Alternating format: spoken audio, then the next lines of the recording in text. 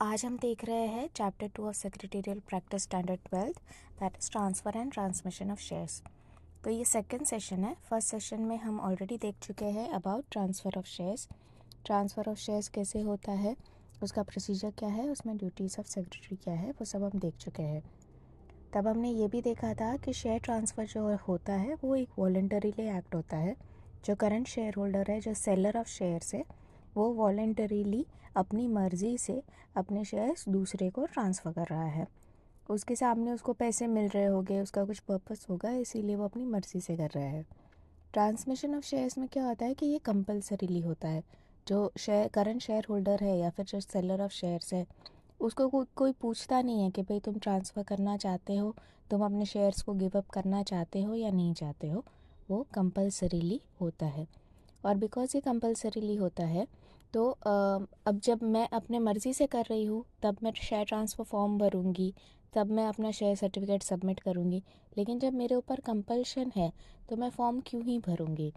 इसीलिए बिकॉज़ ये कंपल्सरी किया जाता है तो ये ऑटोमेटिकली ही हो जाता है।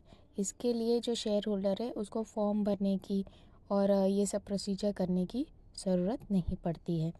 उसको कंपनी के अप्रूवल इसमें कंपनी का अप्रूवल भी नहीं आता है। बिकॉज़ इस केस में क्या होता है कि मोस्टली जो कोर्ट होती है वो डिसाइड करती है कि आपको अपने सारे शेयर ट्रांसफ़र कर देने पड़ेंगे। और बिकॉज़ कोर्ट ने ऑलरेडी डिसाइड कर दिया है, इसीलिए कंपनी को अलग से अप्रूवल उसका माना नहीं जाता है या फिर मांगा नहीं जाता है उसका अलग से अप्रूवल। कंपनी अपना प्रोसीजर करेगी, वो अपना रेजोल्यूशन बोर्ड ऑफ डायरेक्टर्स में पास करेगी। लेकिन अगर वो सपोज़ ऐसा कोई रेजोल्यूशन पास नहीं करती है, फिर भी वो शेयर ट्रांसफ़र को या शेयर ट्रांसमिशन को वैलिड माना जाएगा बिकॉज़ वो कोर्ट ने डिसाइड किया है। अब जो ये शेयर ट्रांसमिशन होता है, ये कंपल्शन कब करेगी कोर्ट? 3 केसेस इसमें डिस्कस किए हैं। अगर शेयर होल्डर लूनेटिक हो गया है या फिर अनसाउंड माइंड का हो गया है। इसका मतलब जो शेयर होल्डर है उसको कुछ ऐसे मेंटल डिसऑर्डर्स है जिसके वजह से वो अपना खुद का अच्छा बुरा नहीं सोच पा रहा है, जिसके वजह से वो सही डिसीजंस नहीं ले पा रहा है।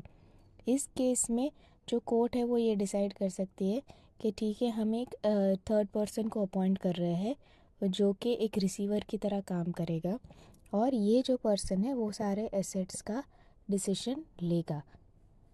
नेक्स्ट है कि अगर वो जो शेयर होल्डर है वो इंसॉल्वेंट डिक्लेयर किया जाता है।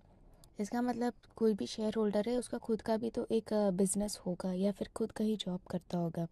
अभी बिजनेस होगा या जॉब करता होगा, ईदर केस में उसके पास हम लोग अपने डेली लाइफ में काफ़ी लोन्स लेते हैं ना। हो सकता है कि ये बंदा अपने लोन्स को रीपे नहीं कर पा रहा है, तो इसके जो भी क्रेडिटर्स होंगे, जो भी जिसके पास से उन्होंने लोन लिया है, वो सब कोर्ट को अप्रोच करेंगे। कोर्ट को बोलेंगे कि इसने हमारे पास से लोन लिया था, अभी ये रीपे नहीं कर रहा, तो आप बताइए सोल्यूशन हम क्या कर सकते हैं।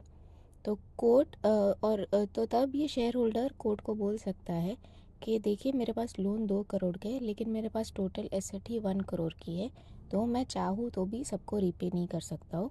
इसीलिए इस कंडीशन में वो जो पर्सन है वो अपने आप को इंसॉल्वेंट या फिर बैंकरप्ट डिक्लेयर करेगा। और जैसे ही वो अपने आप को इंसॉल्वेंट या बैंकरप्ट डिक्लेयर हो जाता है तो कोर्ट क्या करती है, इसके सारे एसेट्स ले लेती है। कोर्ट एक एडमिनिस्ट्रेटर को अपॉइंट करती है और इसके सारे ही एसेट्स एडमिनिस्ट्रेटर के नाम पे ट्रांसफ़र करना पड़ता है। और ये जो एडमिनिस्ट्रेटर है, ये उसका रिस्पॉन्सिबिलिटी है कि वो इस सारे एसेट्स को बेच के जो भी क्रेडिटर्स है उनके पैसे वापस कर दे। और फाइनल केस है डेथ। जब किसी का डेथ हो जाता है तो उसके जो एसेट्स है वो दूसरों को ट्रांसफ़र हो जाते हैं। So first let us see the meaning.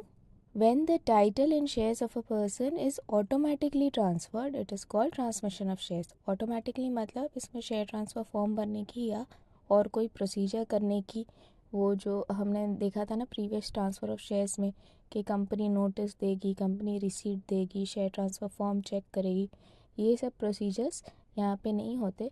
Because वो जो ट्रांसफ़र है उसको ऑटोमेटिक ट्रांसफ़र माना जाता है कि ऑटोमेटिकली सब कुछ हो गया। जस्ट बिकॉज कोर्ट ने ऑर्डर दिया है इसलिए सब कुछ ऑटोमेटिक हो गया। Shares are to be transferred under operation of law, operation of law means court कब ऑर्डर देगी, जब कोई लॉ है, जब कोई एक्ट, रूल्स एंड रेगुलेशन है, उसको कोर्ट करके वो ये डिसीजन देगी ना कि हाँ ये सारे शेयर्स ट्रांसफ़र कर दो. So it is an operation of law when the share holder is declared to be of unsound mind और डिक्लेयर्ड टू बी इंसॉल्वेंट और इन केस ऑफ डेथ. अभी नेक्स्ट हम थोड़ा डिटेल में देख लेते हैं सारे circumstances for transfer of shares under operation of law. सबसे पहले आप फोर्थ पॉइंट देखिए, the share holder is declared as lunatic. इस केस में क्या होगा कि एक गार्डियन या फिर एक ट्रस्टी अपॉइंट किया जाएगा by the court. This guardian और trustee will present the appointment letter issued by the court to the company. तो ये गार्डियन और ट्रस्टी क्या करेगा, जब कोर्ट इसको अपॉइंट करता है, किसी को भी, गार्डियन को, ट्रस्टी को, एडमिनिस्ट्रेटर को, जिसको भी अपॉइंट करता है उनको अपॉइंटमेंट लेटर देता है. इस बंदे को सिर्फ क्या करना है, अपॉइंटमेंट लेटर कंपनी को देना है. जैसे ही ये कंपनी को अपॉइंटमेंट लेटर मिल जाएगा तो फिर शेयर्स ये ट्रस्टी के नाम पे या एडमिनिस्ट्रेटर के नाम पे ट्रांसफ़र हो जाएंगे. यहाँ पे आपको सिर्फ टर्मिनोलॉजी ध्यान रखनी है. लूनेटिक के केस में गार्डियन या ट्रस्टी अपॉइंट होगा. इंसॉल्वेंसी के केस में एडमिनिस्ट्रेटर, इंसॉल्वेंसी के केस में ऑफिशियल रिसीवर और असाइन होगा. और डेथ के केस में एडमिनिस्ट्रेटर अपॉइंट किया जाएगा.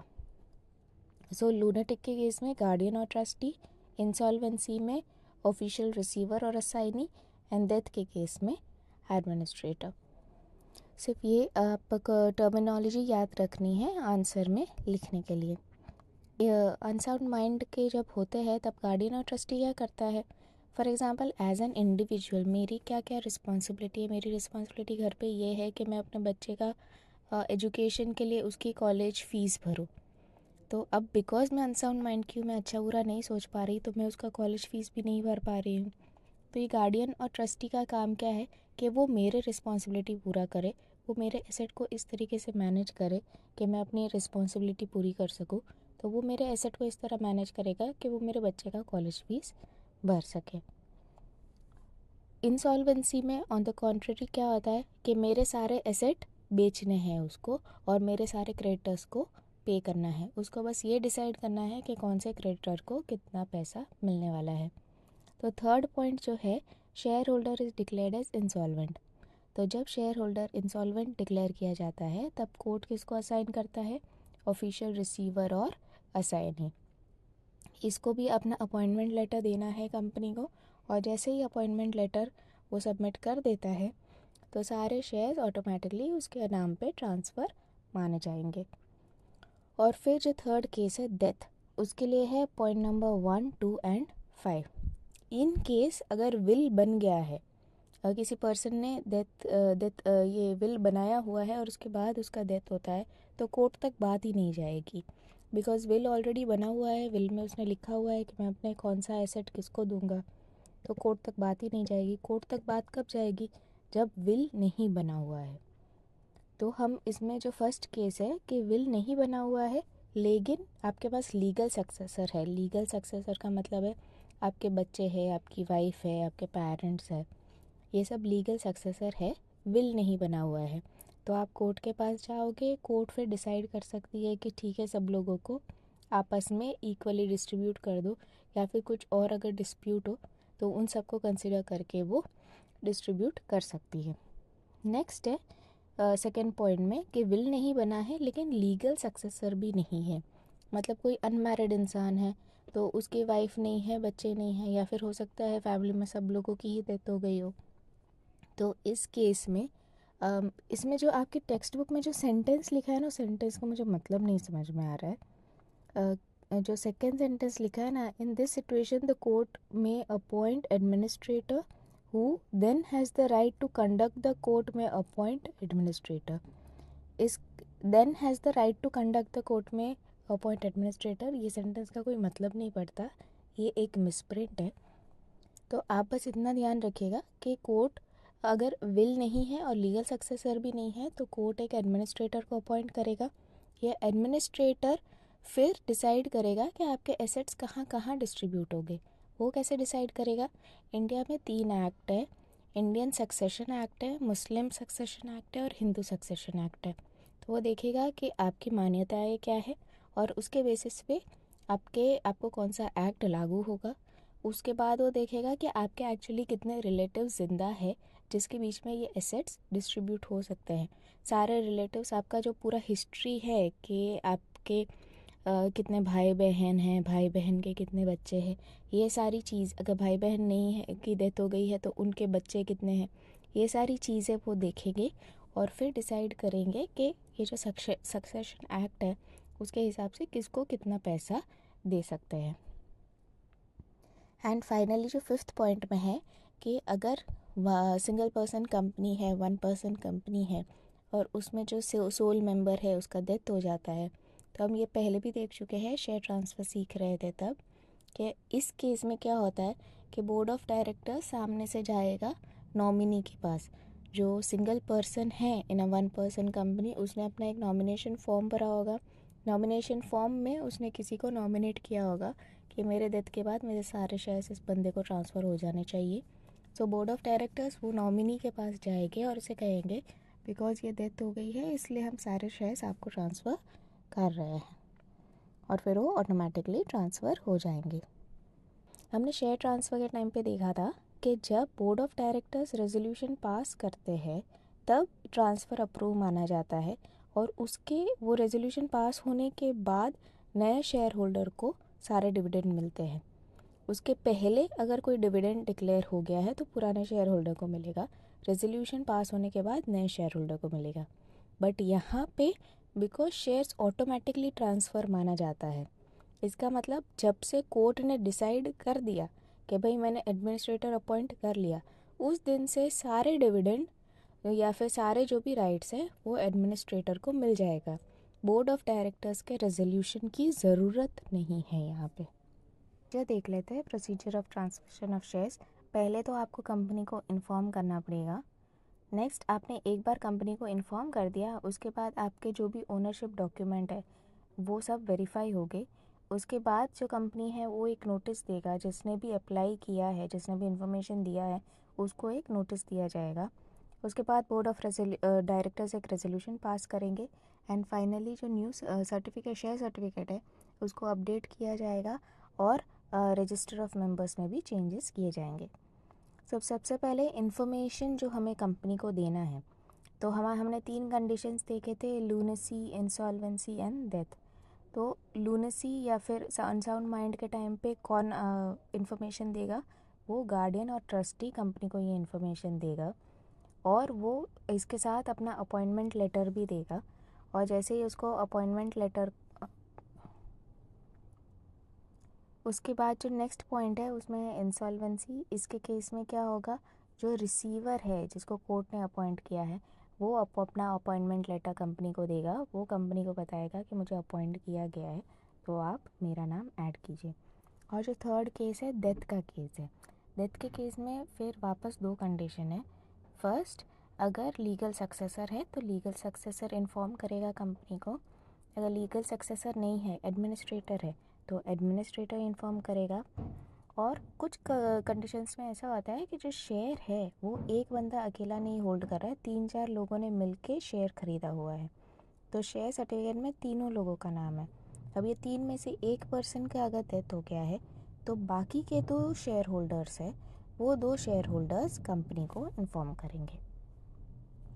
नेक्स्ट है वेरिफिकेशन ऑफ डॉक्यूमेंट्स। इसका मतलब जो भी आपको लेटर ऑफ अपॉइंटमेंट मिला है, जो एडमिनिस्ट्रेटर को या गार्डियन को या रिसीवर को, वो अपॉइंटमेंट लेटर को वेरीफाई करेंगे। उसके साथ अगर आप शेयर सर्टिफिकेट कुछ सबमिट कर रहे हो तो उसको भी वेरीफाई किया जाएगा। नेक्स्ट है नोटिस इशू करना है। जो भी आपका एडमिनिस्ट्रेटर है, ट्रस्टी है, रिसीवर है, उन सबको एक नोटिस दिया जाएगा ये वेरीफाई करने के लिए कि आप और कोई कोई फॉर्जरी नहीं हो रही है। और फाइनली है रेजोल्यूशन पास करना है। हमने देखा रेजोल्यूशन पास किए बिना ही इसको ट्रांसफ़र माना जाता है, लेकिन बिकॉज कंपनी है, कंपनी को भी अपने तरफ से प्रोसीजर तो कंप्लीट करना ही पड़ेगा, तो ये सिर्फ ऑन पेपर रेजोल्यूशन है, ये एक ऑन पेपर प्रोसीजर है जो कि बोर्ड ऑफ डायरेक्टर्स को रेजोल्यूशन कंपलसरी पास करके कंप्लीट करना है, अप्रूवल देना ही है। और इसको शेयर ट्रांसफ़र रजिस्टर में एंट्री की जाएगी और रजिस्टर ऑफ मेंबर्स में एंट्री की जाएगी और न्यू शेयर सर्टिफिकेट में इसको अपडेट किया जाएगा और फिर ये नया शेयर सर्टिफिकेट एडमिनिस्ट्रेटर रिसीवर जो भी रिलेवेंट है उसको भेजा जाएगा। नेक्स्ट है आपका difference between share transfer and share transmission. तो फर्स्ट मीनिंग में बेसिक ही डिफरेंस है कि शेयर ट्रांसफ़र वॉलेंटरीली होता है, शेयर ट्रांसमिशन क्या होता है, कंपल्सरीली होता है। सेकंड है आपके सर्कमस्टेंसेस। कौन से सर्कमस्टेंसेस में शेयर ट्रांसफ़र होता है? शेयर ट्रांसफ़र सेल के टाइम पे होता है, जब भी जो करंट शेयर होल्डर है उसको कंसिडरेशन मिल रहा है, कंसिडरेशन मतलब पैसे मिल रहे हैं, तो वो पैसे के सामने अपना एक वॉलेंटरीली सेल करने को तैयार हो जाता है और ये जो भी है कंपनीज एक्ट में जो भी प्रोविज़न दिए हैं उसके हिसाब से वो उसको ट्रांसफ़र कर सकता है। ट्रांसमिशन ऑफ शेयर कब होता है? In the case of death, in the case of insolvency, in the case of lunacy और unsound mind of the share holder. Consent की बात है तो ट्रांसफ़र ऑफ शेयर्स में दोनों लोगों का कंसेंट होना चाहिए, seller of shares and purchaser of shares, दोनों मिलके शेयर ट्रांसफ़र फॉर्म भरते हैं।